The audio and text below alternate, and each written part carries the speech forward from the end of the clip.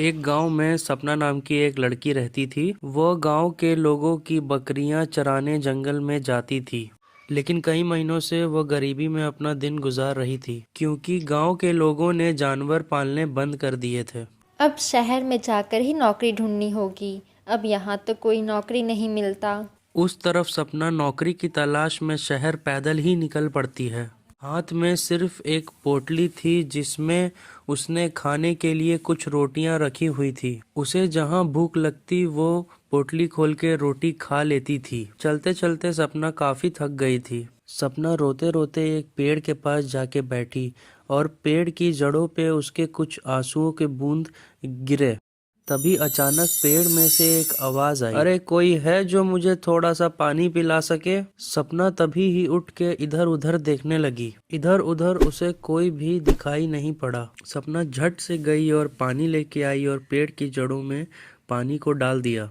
जड़ में पानी पहुंचते ही पेड़ में से एक आवाज आई, तुमने मुझे पानी पिलाकर मेरी सांसें लौटा दी। मैं तुमसे बहुत ही प्रसन्न हूँ। तुम इस पेड़ के पास घुटने पर बैठ जाओ, तुम्हें एक आम मिलेगा। उस आम को तुम अपने साथ ले जाना और इस आम के बीज को अपने आंगन में लगा देना। जल्द ही वहाँ एक आम का पेड़ उग जाएगा और वो तुम्हें सब कुछ देगा जो तुम्हें चाहिए होगा।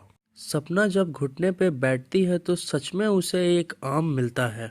आपका बहुत बहुत धन्यवाद। लेकिन आप कौन हैं और मुझ पर इतनी कृपा करने का क्या कारण है? मैं एक जादुई पेड़ हूँ। तुमने मुझे पानी पिलाया, इससे मैं बहुत खुश हुआ। घर आके सपना ने वो आम की गुठली लगा दी और सोने चली गई। जब वो सुबह उठी तो उसने देखा वहां पर एक आम का पेड़ उग गया था। मुझे समझ नहीं आ रहा, आखिर ये आम का पेड़ मेरी इच्छा कैसे पूरी करेगा? तभी उसने देखा कि पेड़ से एक आम गिरता है और जब उसने आम को देखा तो उसे ये यकीन ही नहीं हुआ। वह आम कोई मामूली आम नहीं बल्कि एक सोने का आम था, जिसे सपना देख के चौंक गई। एक दिन उसकी पड़ोसी नंदिनी वहां आ गई। अरे सपना, तुम तो काम के लिए शहर गई थी ना?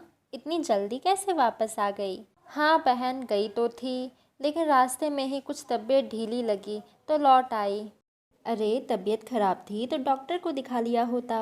इतना कहकर नंदिनी वहां से चली गई और सपना भी तुरंत उस आम को लेके चली गई बाजार उसे बेचने के लिए। और सपना को इतने पैसे मिले जितने वो साल भर में भी नहीं कमा पाती। और धीरे धीरे दिन बीतते गए और सपना बहुत ही अमीर हो गई और उसने नया घर, नई गाड़ी और गांव में कई दुकानें भी खरीद ली। और ये सब देखकर उसकी पड़ोसी नंदिनी बहुत ही जल रही थी उससे। ये सपना को तो कोई काम नहीं मिल रहा था।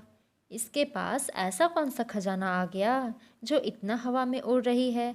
आज तो पता करके रहूंगी। जब नंदिनी उसके आंगन में पहुंची तो सोने का आम देखकर बोली, अच्छा, तो ये राज है इस सपना की अमीरी का। अभी इसकी अमीरी निकालती हूँ। आज इसके सारे आम गायब कर दूंगी। यह कहकर जैसे ही नंदिनी पेड़ के पास आगे बढ़ी तभी पेड़ की डाल नंदिनी के ऊपर गिर गई और वो वहीं पे बेहोश हो गई।